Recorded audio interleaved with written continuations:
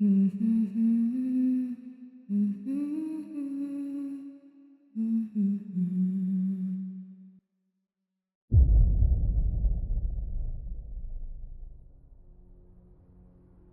was awoken by a harsh buzz that cut into my sleeping mind like glass. Instant adrenaline sent me spinning out of bed, disoriented and panicked, looking wildly around the cell as my brain tried to wake up. The hated voice crackled to life over the intercom. Test number 6 begins. Subject is to stack blocks according to perceived friendliness. Oxygen percentage shall drop by 1 person per minute until the task is complete. Time starts now. I worked to calm my heartbeat as a hatch into the metal door opened, and a dozen or so colorful wooden blocks fell through. At the same moment, the humming from the air vent changed, and a light blinked to life above the sign affixated into the cinder block wall. There were a lot of signs and lights, and none of them were good. The one now a light read, "Caution, asphyxiation hazard." Doing my best to control my breathing, I knelt down and set to work. As far as I can tell, this is my second month of captivity. In all honesty, I don't know if this counts as kidnapping if you agree to be taken. The lady in charge of this place made me sign a lot of things when I first arrived for the experiments. Waivers and permission slips, medical forms, and instructions to the next of kin. I've been sleeping under a bridge when I've been approached, hungry and half drunk and enticed by the shelter and money the woman had promised. Simple experiment, she said. Psychological test for people down on the luck. Money too. Lots of money. I was already agreeing before she got into how voluntarily and safe the test would be. I like to think I wasn't stupid. Naive, maybe, but not stupid. The blocks in front of me were round rectangles. Bright primary colors with face crudely painted on them in a variety of expressions. Thoughtlessly, I began placing them down, doing my best to balance them on top of each other, as I tried to ignore the air in the room getting more toxic by the second. Thoughtlessly, I began placing them down, doing my best to balance them on top of each other, as I tried to ignore the air in the room getting more toxic by the second. They were made from a sleek plastic that had no grip and were cut in angles that caused them to roll off of each other. I gritted my teeth in frustration. Subject is not considering the friendliness of the blocks. Came the loud and grating voice. Oxygen penalty of 1 person administered. The hiss came from the air vent, and I began again. They'd taken me in a van, but I was still drying out from the night before and was too car sick to be suspicious. Eventually, we stopped in an underground car park and I was led through some corridors to a waiting room. After some water and a brief vomit, the same lady came back with 2 men in tow. She was slim, severe, though with the air of friendliness that disarmed me. I found myself looking at her blonde bun as she sat down next to me, but then she drew my attention to the papers. She sat down and we began the formalities. Gender, male. Age, 22. Sexuality, gay. Father, estranged. Mother, estranged. I filled out the paperwork numbly, thinking mostly of the bed they promised me, as well as the $20,000 compensation written on the front page. A pressure was beginning in the back of my skull now, a painful reminder of the situation that matched the ones in my lungs.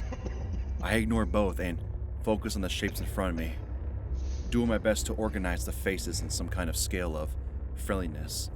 With shaking hands, I placed the frowny ones down, placing the yellows on top of the blue, and making sure they were steady as possible. Another light flickered on overhead, but I ignored that as well. This was my 6th task now. I knew that the warning wouldn't be telling me anything, that my burning chest wasn't. After the paperwork, they escorted me to my room. The lady I thought I was blonde had said goodbye in the lobby and taken the stack of forms to somewhere else, never once telling me her name. Now, the 2 men, Ginger and Stocky, We're walking through windowless hallways with barely a word. Finally, we reached a heavy metal door, which Stocky opened with a set of keys. A bit much, isn't it? And is there any food at all? Questions fell on deaf ears as Ginger marched me firmly inside before turning and pulling the door shut. Alone, I looked around my new home.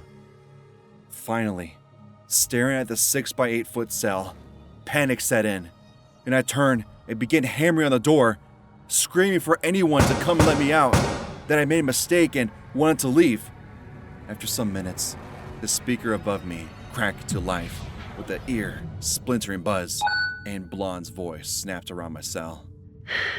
Testing shall begin according to the written agreement, She said, all traces of the former friendliness gone. The subject shall draw an animal of his choice on the paper provided and submitted through the slot in the door. The test shall conclude when the drawing is satisfactory. The temperature of the room shall be reduced by 1 degree every 10 minutes the test is ongoing. Test 1 begins. Now.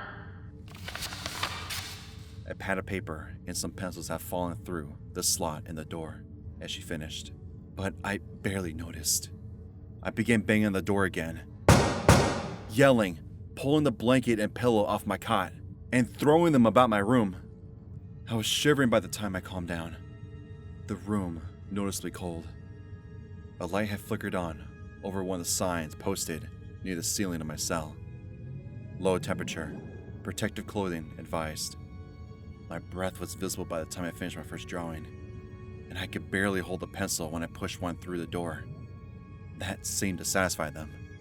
I still don't know why my barely legible cat did it, but warmth instantly began flooding the room, and I collapsed backwards to shiver on the floor.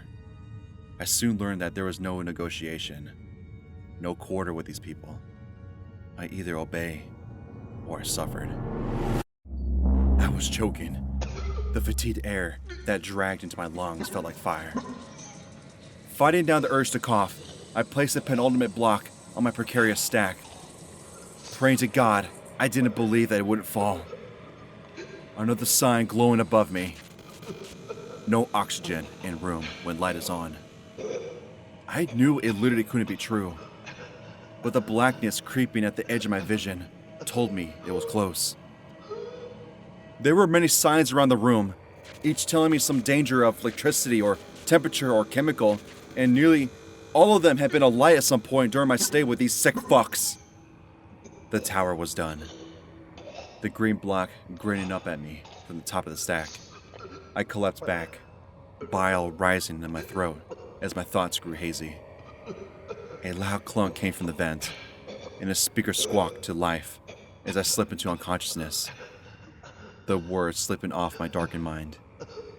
Then, there was movement around me, a prick of pain in my right arm, and a much heavier darkness descended.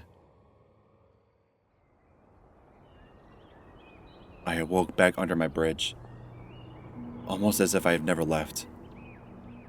A new backpack was clipped into my back, which I examined slowly as I got my bearings. My heart almost stopped as I saw bundles of $50 notes piled at the bottom. A card was attached, thanking me for my participation and letting me know that a bed had been assigned to me at a nearby shelter for 6 months, all prepaid. My mind whirled as I read, relief flooding through me until I read the final sentence. As per the written agreement, we shall be in touch for phase 2 of testing in due course. No actions required from you at this time. Please rest and prepare. You shall be relocated when preparations are complete. Dr. Greave, head of testing at Rosewood Facility.